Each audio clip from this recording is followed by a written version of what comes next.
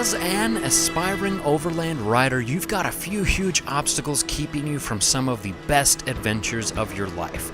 The cost, riding skills, basic mechanical chops, and finding others to ride with. On the eveRide channel, we help new dual sport and enduro riders conquer some of the logistical obstacles of adventuring, whether that's finding the best deals on riding gear and posting it to our Facebook page, providing beginner riding tips or off-road bike reviews, or basic wrenching. We do our best to help new riders get exploring on two wheels. But there's that final obstacle that's often overlooked, and it's a question that I see all the time. It is, how can I find other people to ride with me? Well, don't worry, because by the end of this video, you will know where to look and what to do to join a riding community in your area, or even how to build your own. So make sure to stay tuned.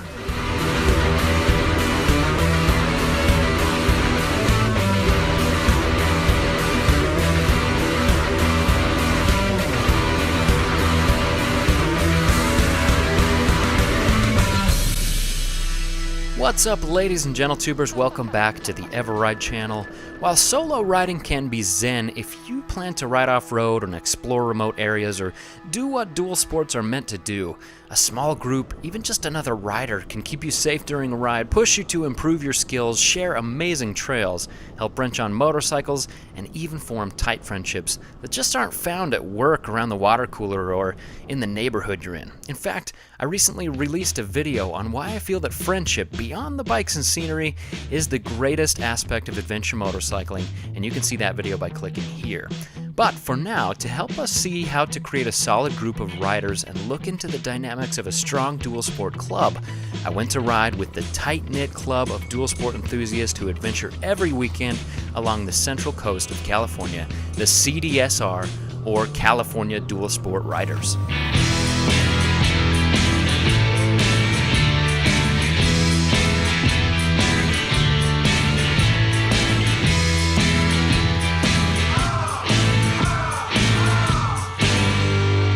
I wonder how this bent this way. Hey, that's not my fault. This is Matthew, a longtime motorcycle enthusiast and the organizer of the CDSR, also known as El Jefe. In fact, everybody in the club has a nickname. There's Scarface, the Law, the Matador, the Pro, and the Butcher, just to name a few.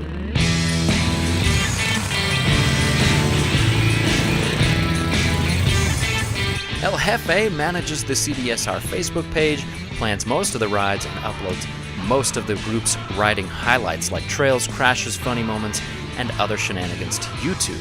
So you're going to want to make sure to check out the CDSR YouTube page. How our club started was, I was a guy new to adventure riding and dual sporting and wanted to see some of these beautiful areas that we have access to, but I didn't know anyone else that was dual sporting. When you get to meet these other guys that are out there wanting to do the same thing, it's awesome because then you have someone there to help you or give you peace of mind in knowing that someone will be there for you if you need their help, and vice versa. It's really important. It's actually a big part of ADV, in my opinion. Unlike street riding, where just about anybody can tag along through the twisties, dual sport riding in larger groups can get nasty really fast. Dust visibility, mechanical issues, bike weights and abilities, different skill levels, map reading, even water consumption can be the difference between a great ride and a miserable one.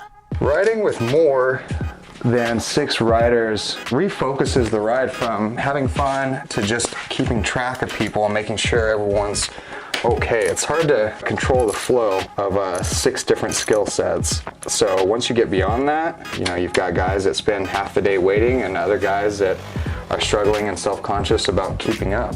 In a dual sport group, you're looking for personalities, skill levels, and even bikes that best fit with your own. You're also riding with people who you may have to trust with your life in a remote area. So it's important that everybody's on the same page when it comes to putting the group before themselves. People that are going to be a great fit can get out there, enjoy themselves, have a good attitude, be respectful to the other people that we're riding with, as well as the trails that we're riding on. You know, we get to know each other's strengths and weaknesses. We know when we come up to certain sections, you know, I'll hold up for this person because they have trouble with hill climbs, or maybe that person waits up for me when we get to this gnarly downhill section because I poop a little when it comes to gnarly downhill sections. While some may view a closed club or tryout process as restrictive or even snobby, it's beneficial for all the riders if they're on the same page as far as riding ability, trail etiquette, respect for the trails, respect for each other, and willingness to help in a dicey situation.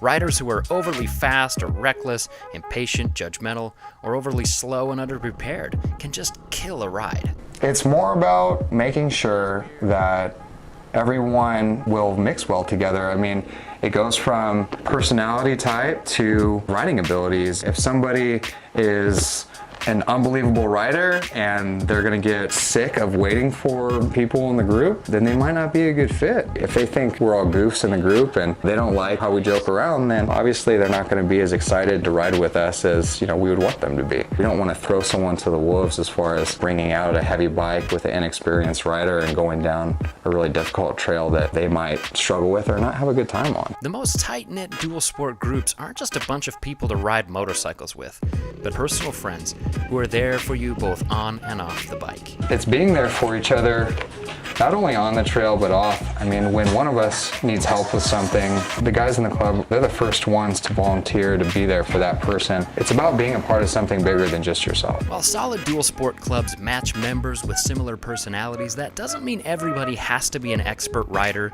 or from the same background. The CDSR has members with vastly different riding abilities, backgrounds, and stages of life, from a former pro racer to a first-year rider, from servers to butchers to police officers, bachelors and family men, from brand new KTM race bikes to hammered KLR 650s.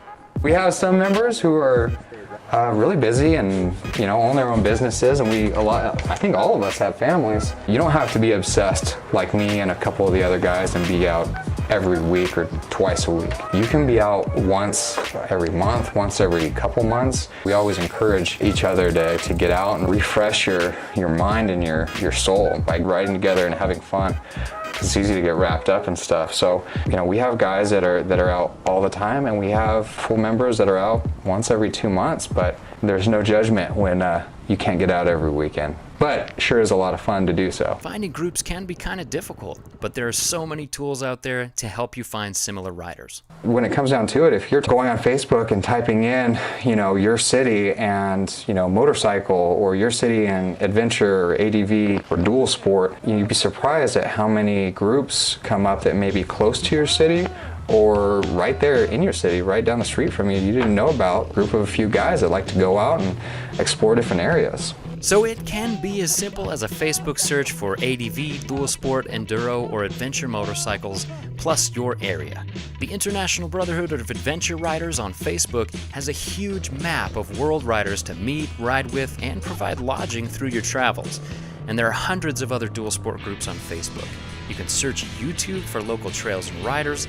There's Thumper Talk, ADV Rider, KLR650.net, and many other motorcycle-specific forums have great local resources.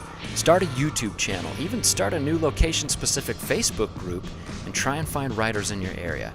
And if your online prospects aren't panning out, converting an existing friend, neighbor, or coworker to dual sport is as easy as suiting them up and letting them ride your bike around the block. Tell them your stories of adventure, send them links to bikes for sale, and tell them about Facebook riding groups and YouTube channels like this one.